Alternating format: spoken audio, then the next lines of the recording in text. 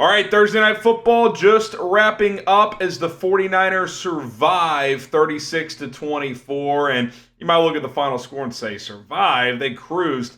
Not exactly. We'll explain as we go along here on this post-game show, give our thoughts on this one and moving forward to the rest of the NFL weekend. But if you want game reaction like this, I've been reacting to all the prime time games, Sunday action, Monday as well, bringing you as much NFL content and college football coverage as I possibly can for free on a daily basis. Hit that subscribe button, turn on notifications. We will continue to have you guys covered. We just crossed 3,400 subs. That's awesome. Would love to get to 3,500. Join this family here on Four Verts. I am your host, Harrison Graham. Let's get to 49ers Seahawks. San Francisco led 16-3 at the half, 3 red zone field goals in the first half, which has been a major problem for Kyle Shanahan and the boys this year. They have not finished drives in the red zone. That continued to be an issue at times again tonight, especially in the first half. Luckily, they had a couple of touchdowns to George Kittle in the red zone to even things out a little bit, but they go up 23-3, and you're thinking, oh man, they're going to blow out Seattle again. This is their 6th straight win, and in the prior 5, they've won them by an average of over 15 points per game. Well, what happens after they go up 23-3 on the opening possession of the third quarter? They give up a 100-yard touchdown for a kickoff return to get it back to 23-10. All of a sudden, Lumen Field's rocking. Seattle's got a pulse. And then what do the Niners do? 3 and out. Give it back to Seattle. They come down and score. And like that, it's 23-17. And you're just going, how are the Niners doing this again? They blew a 10-plus point lead to the Rams, who are beat up, an inferior opponent. They blew a 10-plus point lead to the Cardinals last week at home, an inferior opponent. And you felt like it was going to happen again.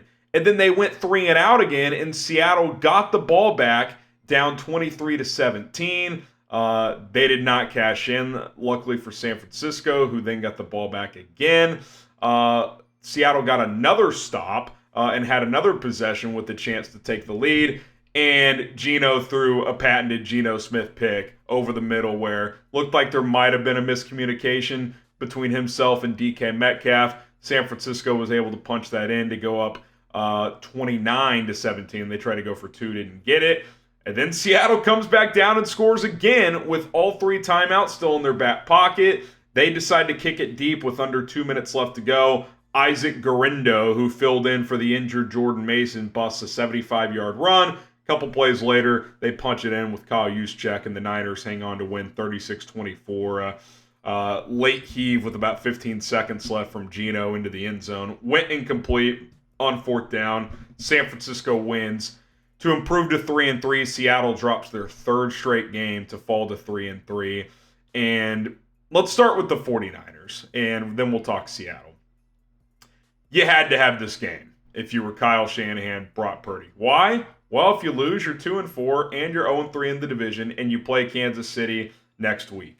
You just could not afford to drop this game, especially once you got that big lead. It's like, imagine what the noise would have been around the NFL in San Francisco if they blew another big lead against an inferior divisional opponent.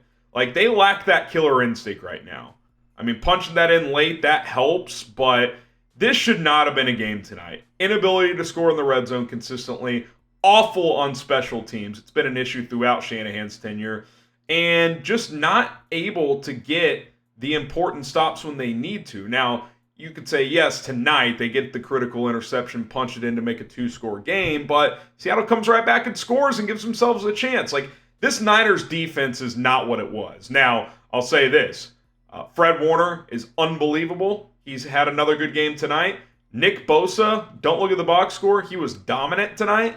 Like, they have good individual talent, but Nick Sorensen is an average defensive coordinator. I think that's pretty clear. They clearly were looking for an upgrade when they fired Steve Wilks, and I'm not sure they found one. So they're going to need Brock Purdy in this offense to be more efficient in the red zone. Now, Brock was very good tonight, 18 of 28 for 255 and 3 touchdowns. But again, they get down there inside the red several times, and they're kicking chip shot field goals with Matt Amendola, who filled in tonight. So it was Matt Amendola, what's his name? Moody was hurt tonight. No, Matthew Wright. Matthew Wright, Matt Amendola, basically the same guy. They're classic fill-in kickers when someone gets hurt. Did make all three of his kicks, but the longest one was 41 yards. Other two were chip shots. So good win for San Francisco. Had to have it. They now technically sit on top of the NFC West, as both them and Seattle are 3-3, but obviously the Niners have the head-to-head. For Seattle, same old story when they play the 49ers. Kudos to bouncing back to get into this game. It looked like a blowout was going to ensue, but Geno just doesn't play the same against San Francisco. Against a lot of other teams, he can look like a top 10 guy. Against the Niners, he always throws picks. He's always missing throws. I mean, you look at his final stat line tonight, and sure, he's got 312 yards and a touchdown, but it's 30 of 52, less than 60%. He threw 2 picks. The Seahawks couldn't run the ball. 20 carries, 52 yards as a unit. They just crumble in this game. I mean, Shanahan owns Seattle, which is why it would have been extremely alarming if they blew this game, because it's like, not only did you blow it again, you blew it against a team you've had the number against for 3 or 4 years now. So both teams 3-3.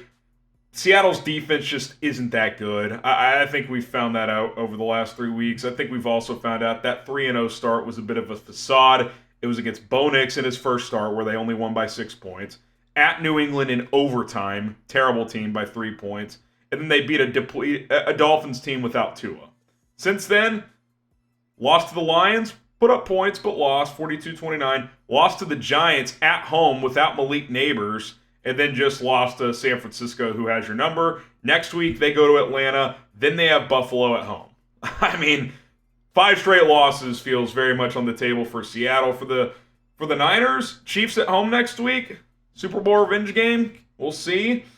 Cowboys at home, at Tampa. It's 3 tough games. That's why you had to win tonight. You fall to 2-4, I'd still think this is the best team in the division, but you kind of start playing the math. You're running out of games. I mean, you had to get this game, and I'll say this, for the NFC West, this feels like a one-team division.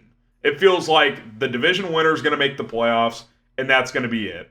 I think the Rams are going to fall too far behind with the injuries they've had. They're 1-4. Their margin for error is slim.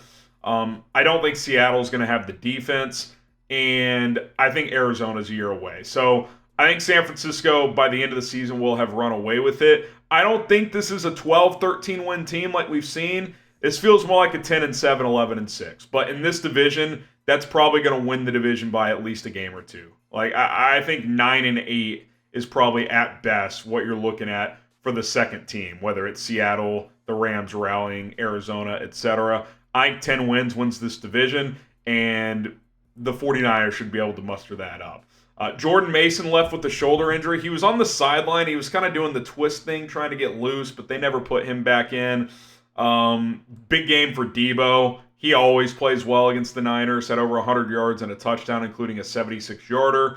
That was big early in the game, where the Seattle safety, I don't know what he was doing. At first, the ball was floating. It was kind of like just a streak route, a cover 2 beater, and you thought the safety might make a play on the ball. Then it was like, oh, he's not going to quite get there. He's just going to lay out Deebo. And then he did neither. He just ran past him. I don't know what he was doing, and Deebo just took it to the house. So that was a big play early. George Kittle with both of the red zone touchdowns. Really nice throws by Purdy in tight windows. One to the front pylon on the right side, and then the one late after the interception over the middle to kind of not ice the game, but make it tough on Seattle. They did score once, but they needed to get a stop and score again, which they were unable to do.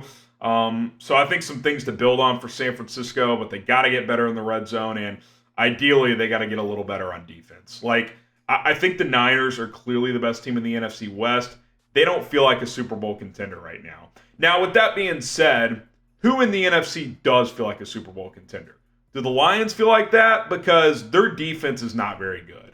Their offense is awesome. Can their defense... if I'm the Lions, I'm trying to find an impactful defensive back at the trade deadline, because their secondary is not very good. Their front is awesome. Aiden Hutchinson is great. They've got to get an impactful DB, so we'll see if they're able to do that. Is Green Bay a Super Bowl contender? Dallas, Philly?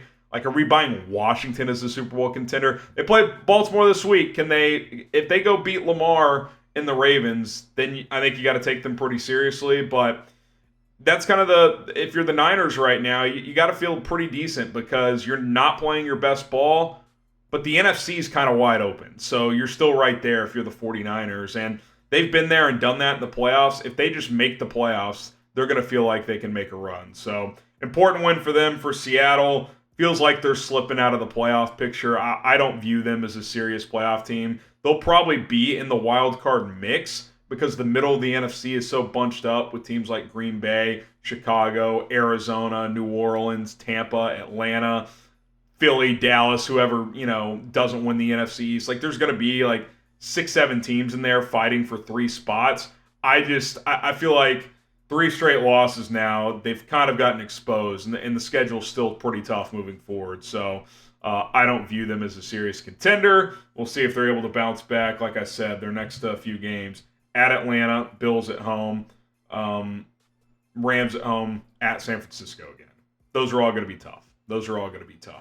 All right, 49ers win 36-24. Pretty entertaining game in the end. If you want more NFL and college football coverage, hit the subscribe button here on the channel. We'll have a video out tomorrow for you guys as well. TBD on what that video will be. If you're a college football fan, I put out a Texas versus Oklahoma preview. The Red River rivalry is back.